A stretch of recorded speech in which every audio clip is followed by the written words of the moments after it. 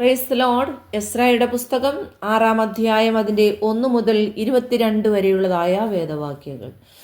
ദാരിവേസ് രാജാവ് കൽപ്പന കൊടുത്ത പ്രകാരം അവർ ബാബേലിൽ ഭണ്ഡാരം സംഗ്രഹിച്ചു വച്ചിരിക്കുന്ന രേഖാശാലയിൽ പരിശോധന കഴിച്ചു. അവർ മേദ്യ സംസ്ഥാനത്തിലെ അഹ്മെദ രാജധാനിയിൽ ഒരു ചുരുൾ കണ്ടെത്തി.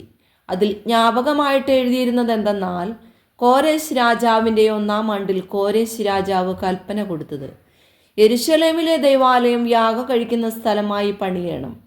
അതിൻ്റെ അടിസ്ഥാനങ്ങൾ ഉറപ്പായിട്ടിടണം. അതിന് 60 മുഴം ഉയരവും 60 മുഴം വീതിയും ഉണ്ടായിരിക്കണം. വലിയ കല്ലുകൊണ്ട് 3 വരിയും പുതിയ ഉത്തരങ്ങൾ കൊണ്ട് 1 വരിയും ഉണ്ടായിരിക്കണം. ചെലവ് രാജാവിൻ്റെ ഭണ്ഡാരഗൃഹത്തിൽ നിന്നു കൊടുക്കണം.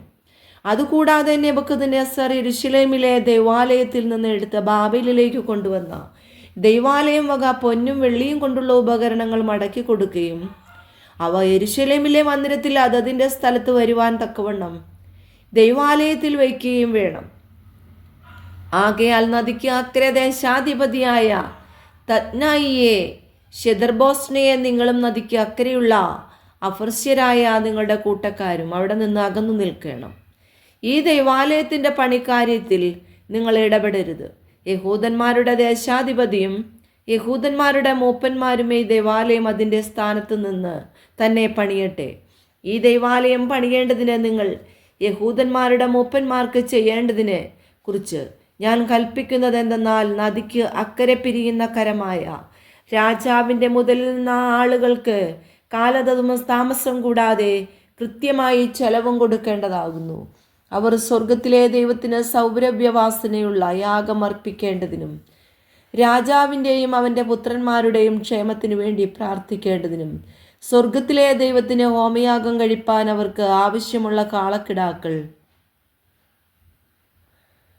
ആട്ടുകൊറ്റന്മാർ, കുഞ്ഞാടുകൾ, കോതമ്പ്, ഉപ്പ്, വീഞ്ഞ്, എണ്ണ എന്നിവയും യെരുശലേമിലെ പുരോഹിതന്മാർ പറയും പോലെ ദിവസം പ്രതി കുറവ് കൂടാതെ കൊടുക്കേണ്ടതാകുന്നു. ആരെങ്കിലും ഈ കൽപ്പന മാറ്റിയാൽ അവൻ്റെ വീട്ടിൻ്റെ ഒരു ഉത്തരം വലിച്ചെടുത്ത് നാട്ടി അതിന്മേൽ അവനെ തൂക്കിക്കളകയും അവൻ്റെ വീട് അത് നിമിത്തം കുപ്പക്കുന്നാക്കി കളകയും വേണം എന്നും ഞാൻ കൽപ്പന കൊടുക്കുന്നു. ഇത് മാറ്റുവാനും യെരുശലേമിലെ ഈ ദൈവാലയം നശിപ്പിപ്പാനും തുനിയുന്ന ഏതു രാജാവിനും ജനത്തിനും തൻ്റെ നാമം അവിടെ വസിക്കുമാറാക്കിയ ദൈവം ഉന്മൂലനാശം വരുത്തും. ദാരിവേശായ ഞാൻ കൽപ്പന കൊടുക്കുന്നു. ഇത് ജാഗ്രതയോടെ നിവർത്തിക്കേണ്ടതാകുന്നു. അപ്പോൾ നദിക്കിക്കരെയുള്ള ദേശാധിപതിയായ തത്നായിയും ശെദർബോസ്നായിയും അവരുടെ കൂട്ടക്കാരും ദാരിവേശ് രാജാവ് കൽപ്പന അയച്ചതുപോലെ തന്നെ ജാഗ്രതയോടെ ചെയ്തു. യഹൂദന്മാരുടെ മൂപ്പന്മാർ പണിതു.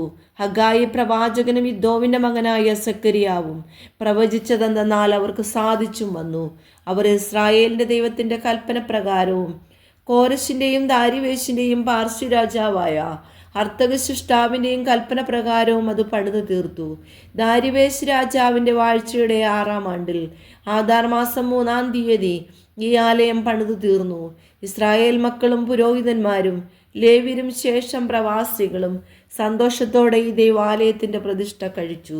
ഈ ദൈവാലയത്തിൻ്റെ പ്രതിഷ്ഠയ്ക്ക് 100 കാളയെയും 200 ആട്ടുകൊറ്റനെയും 400 കുഞ്ഞാടിനെയും ഇസ്രായേൽ ഗോത്രങ്ങളുടെ എണ്ണത്തിനൊത്തവണ്ണം എല്ലാ ഇസ്രായേലിനു വേണ്ടി പാപയാഗത്തിനായി 12 വെള്ളാട്ടുകൊറ്റനെയും യാഗം കഴിച്ചു. മോശയുടെ പുസ്തകത്തിൽ എഴുതിയിരിക്കുന്നത് പോലെ അവർ യെരുശലേമിലെ ഉള്ള ദൈവത്തിൻ്റെ ശുശ്രൂഷയ്ക്ക് പുരോഹിതന്മാരെ കൂറുകൂറായും ലേവ്യരെ തരം തരമായും നിർത്തി. 1-ാം മാസം 14-ാം തീയതി പ്രവാസികൾ പെസഹ ആചരിച്ചു. പുരോഹിതന്മാരും ലേവ്യരും തങ്ങളെ തന്നെ ഒരുപോലെ ശുദ്ധീകരിച്ചിരുന്നു. എല്ലാവരും ശുദ്ധിയുള്ളവരായിരുന്നു. അവർ സകല പ്രവാസികൾക്കും തങ്ങളുടെ സഹോദരന്മാരായ പുരോഹിതന്മാർക്കും തങ്ങൾക്കും വേണ്ടി പെസഹ അറുത്തു. അങ്ങനെ പ്രവാസത്തിൽ നിന്ന് മടങ്ങി വന്ന ഇസ്രായേൽ മക്കളും ഇസ്രായേലിൻ്റെ ദൈവമായ യഹോവയെ അന്വേഷിക്കേണ്ടതിന് ദേശത്തെ ജാതികളുടെ അശുദ്ധിയെ വെടിഞ്ഞ് വന്നവരൊക്കെയും പെസഹ തിന്നു. യഹോവ അവരെ സന്തോഷിപ്പിക്കുകയും ഇസ്രായേലിൻ ദൈവമായ ദൈവത്തിൻ്റെ ആലയത്തിൻ്റെ പണിയിൽ അവരെ സഹായിക്കേണ്ടതിന് അശൂര് രാജാവിൻ്റെ ഹൃദയത്തെ അവർക്ക് അനുകൂലമാക്കുകയും ചെയ്തതുകൊണ്ട് അവർ പുളിപ്പില്ലാത്ത അപ്പത്തിൻ്റെ പെരുന്നാൾ 7 ദിവസം സന്തോഷത്തോടെ ആചരിച്ചു. ഈ വചനങ്ങളാൽ ദൈവം എല്ലാവരെയും ധാരാളമായിട്ട് അനുഗ്രഹിക്കട്ടെ.